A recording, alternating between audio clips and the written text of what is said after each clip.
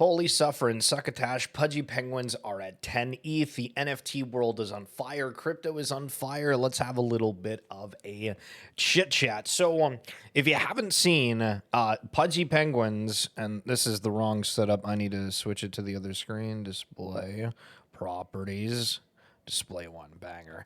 10.29 ETH floor.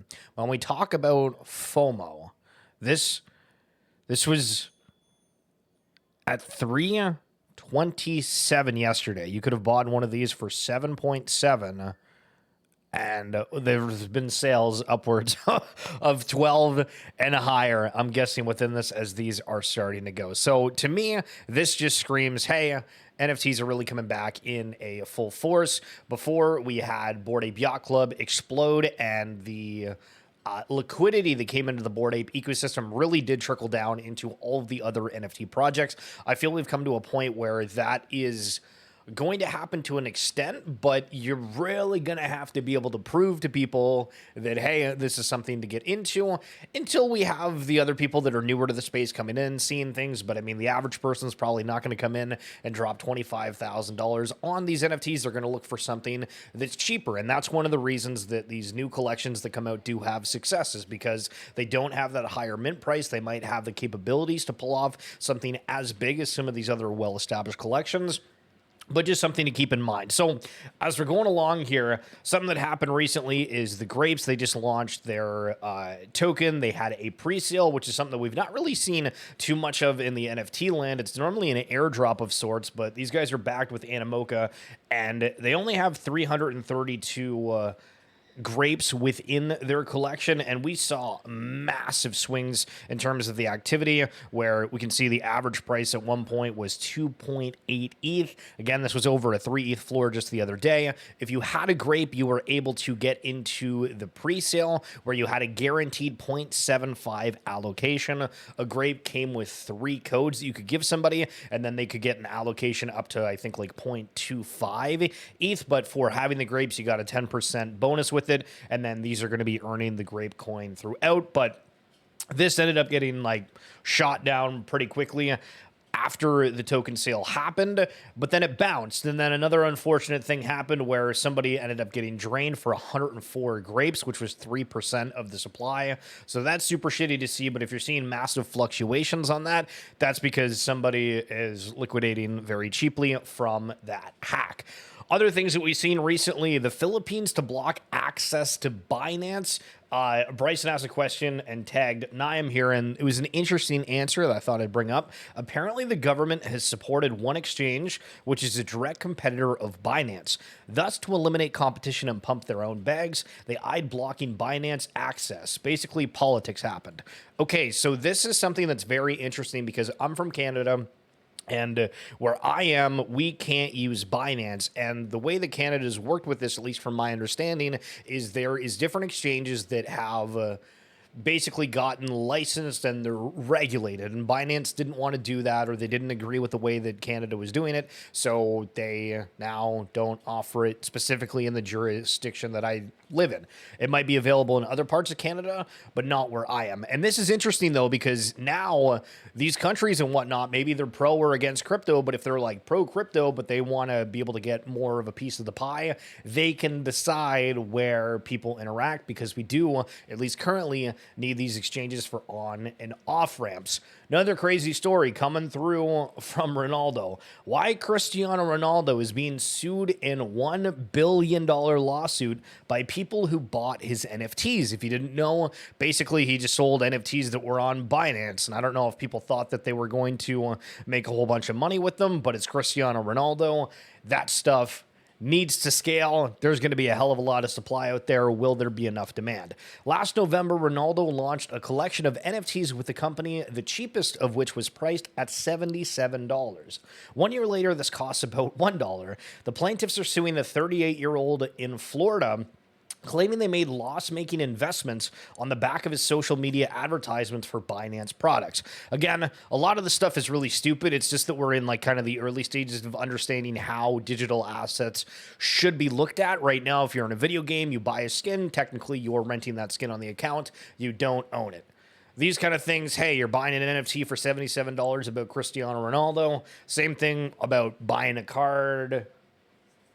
It's, the value's probably not going to hold on that, but, in time, maybe it does, but still, I mean, it's a Ronaldo NFT. What do you want from that? So, another thing here.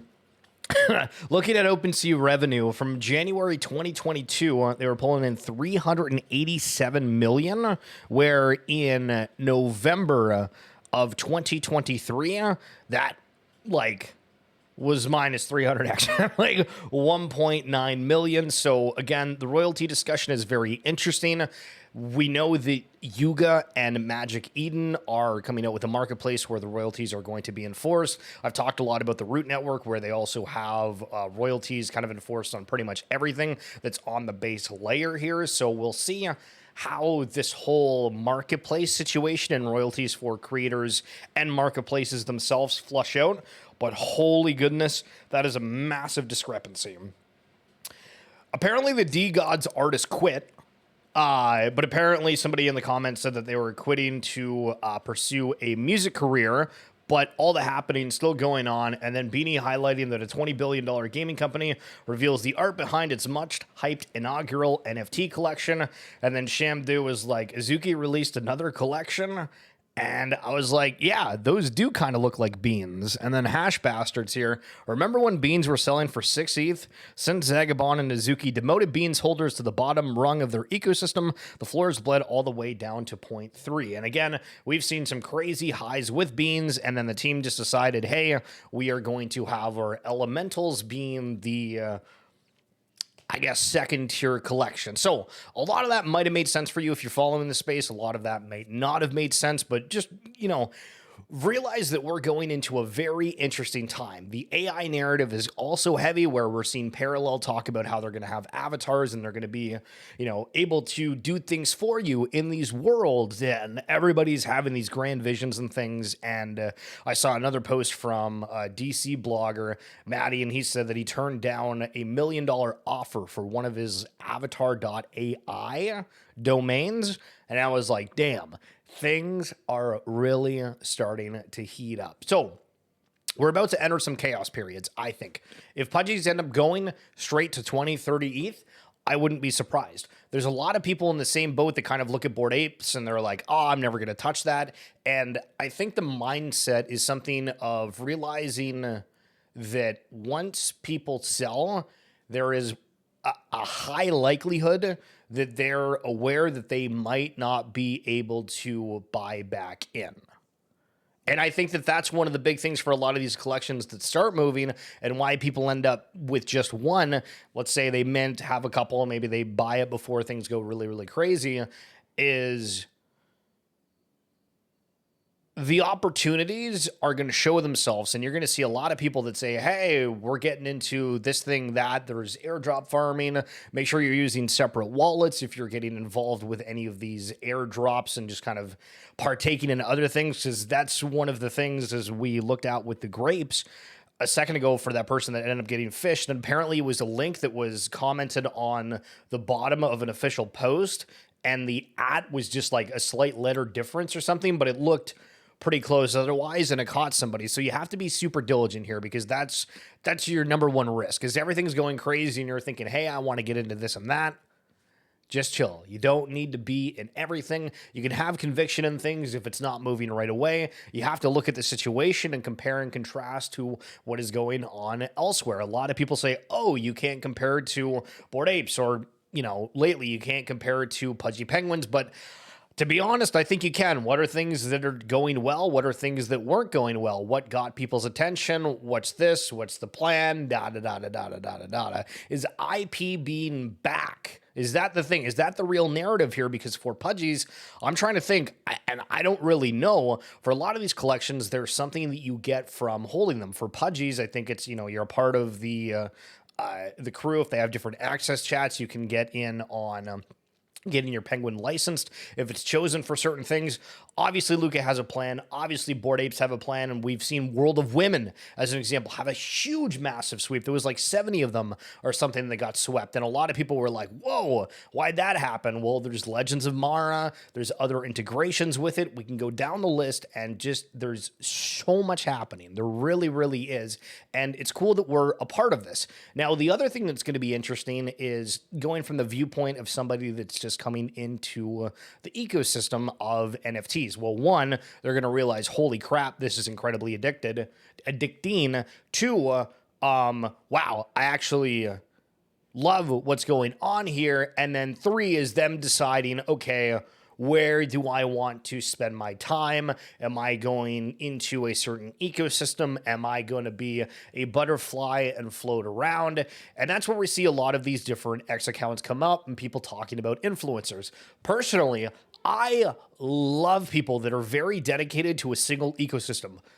Take Artifact, for example. I know very little about that other than they do shoes and what their avatars and whatnot look like. There's certain people that I follow and I'm like, okay, cool. I get updates on what's going on with that ecosystem. For Pixel Vault, Zentavis, Daniel G, those are two people that I see a lot that bring up different things for that. For Futureverse, I like to think I do a lot of stuff. And then there's Jerry, there's NFT Bro. Metablocks makes these large posts about, yo, we're going to the moon, baby, and all this kind of stuff, right? And it's funny that we have this big connection of communities and people within there that are out here trying to educate. And so when you see somebody talking bullish about whatever they're into, or they're talking about how they, they really believe in something, don't think of it as necessarily them showing their bags, because they are, but they see an opportunity and they want to bring it to you. And that's one of the reasons why I've been doing YouTube, and why back when I did NBA Top Shot streams and just NFT streams in general, I was like, hey, I think there's going to be a lot of opportunities here, trying to educate people on what is going on. So this is just me kind of rambling about things. I don't know if this was a good video, if you like it or not. I thought I would just throw on the camera and start yapping, little bro. So let me know if you like this. That's it for this video. We'll talk soon, and have a fantastic rest of your weekend, unless your week has already started, and then enjoy your week. We'll talk soon. Peace.